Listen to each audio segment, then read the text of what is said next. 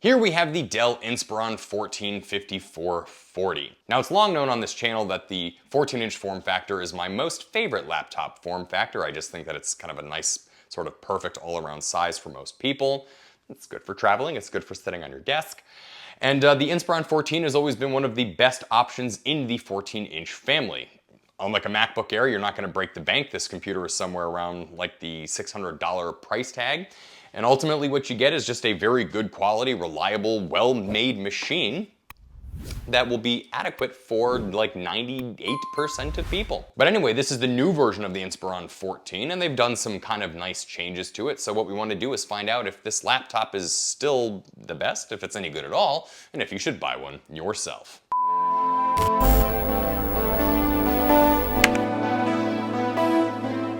All right, let's get some specs out of the way here really quick. This laptop is equipped with the Core 7 150U processor. That's basically Intel's departure from the i7 series, but effectively it's the same thing. It's kind of like the higher end spectrum of their CPU offerings. This comes with 16 gigabytes of DDR5 RAM and a 1 terabyte NVMe solid state drive, which is user upgradable. So if you wanted to bump up to like a 2 terabyte later down the road, you certainly could. As far as benchmarks are concerned, this thing gets a 1478 on single core and a 6891 on multi-core on Geekbench. And then as far as its graphics OpenCL stuff is concerned, it gets a 14581.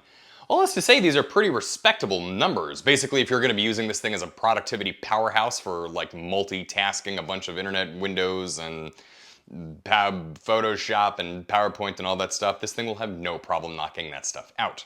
Keyboard on this thing is absolutely fantastic. Comes with a backlight, comes with a Touch ID, Windows Hello compatible Touch ID sensor. I know that's not what it's called, it's just called Touch Windows Hello Touch. Who gives a Anyway, black keycaps, or rather dark gray keycaps. Keys are big, they are tactile, super responsive, very fluid, very, very great to touch. This is one of the best keyboards I have ever used on a laptop ever. Dell has absolutely hit it out of the park. Dare I say I maybe like this better than the MacBook Pro's keyboards, almost.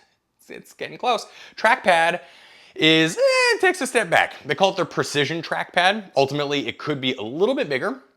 Dell also has this weird thing where the spring mechanism on their touch pads is like just a skosh too tough. Just needs to be like a little softer. And while it doesn't ghost terribly, there's like a little bit of ghosting. There's like the ghost of a ghost in the trackpad. Ultimately, they could have made it just like slightly more precision. Is it the worst trackpad? Absolutely not. But like, let's call it like a 3 out of 5, maybe like a 3.5 out of 5, somewhere around there.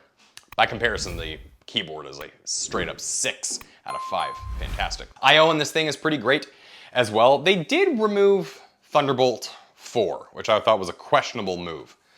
But that said, you do have the where you plug it in because it doesn't run on solar energy.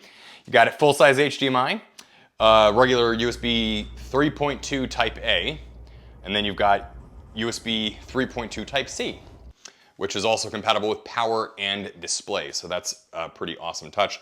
Another super speed port Type A on the side, full-size SD card, TRRS jack, and a mini Kensington lock because everybody uses Kensington lock. I/O on this thing is really not too bad. I mean, I'd say it's probably like about a 4 out of 5. Maybe like, I don't know, maybe like one more USB-C port, Thunderbolt 4, then it would have been like perfect. But ultimately they give you a lot of options. This is gonna be a really great computer for somebody looking to do like podcasting, setting up some microphones, a switch, this sort of thing, external storage even. Ultimately, as a productivity laptop, you're really not going to want for more. And because you can then charge it on Dell's proprietary port or USB Type-C, you're gonna have plenty of spots to plug it in, which you may need to do more often than you would like because battery life on it is a little scant. It's between about 8 to 9 hours, practically speaking. I think Dell rates it like right at the 9-hour mark. And in typical Dell computer fashion, you can probably expect to get about 1 or 2 hours less than Dell advertises when you're using it for like anything meaningful. Display, FHD plus 14-inch, 250 nit brightness, although we tested it to be brighter than 250 nits, and honestly, it looks like it's a little bit brighter too. I'd say like a 280 nit-ish range. Matte display, so that means you can work under a bright sunlight, overhead lighting, right up by a window, this kind of thing. Very, very colorful, calibrated fantastically.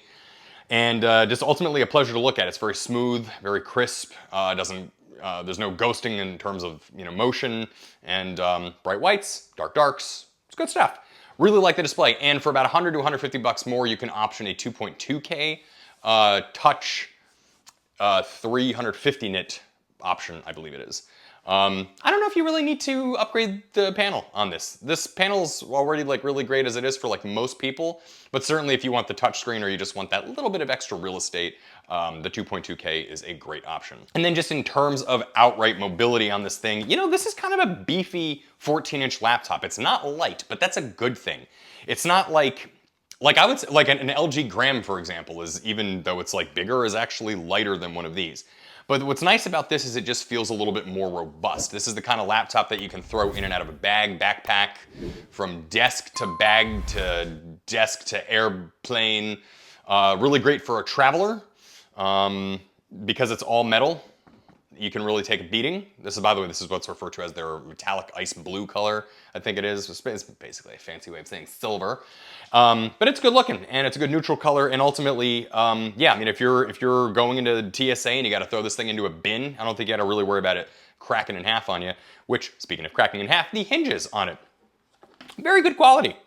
They are metal on metal, so they shouldn't break too bad. It's good flexibility and also smooth motion. Doesn't wobble too much as you're typing on it. It's just a well-built machine. I don't really know, what more can you say?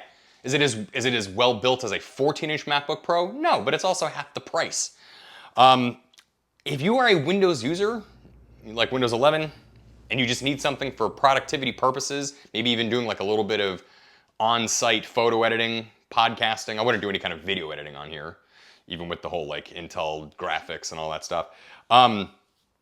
You're gonna have a really, really great experience with this. Gaming-wise, you can probably play like Minecraft or Roblox. I wouldn't play RDR2 on max settings. It won't be able to handle it. It's all right, girl.